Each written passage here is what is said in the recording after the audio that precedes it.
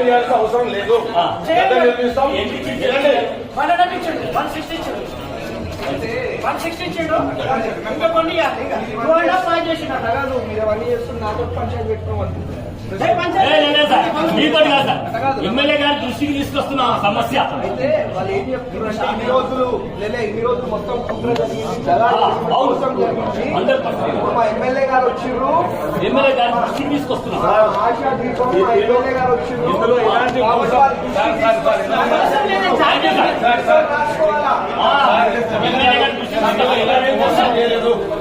ఇలాంటి మోసం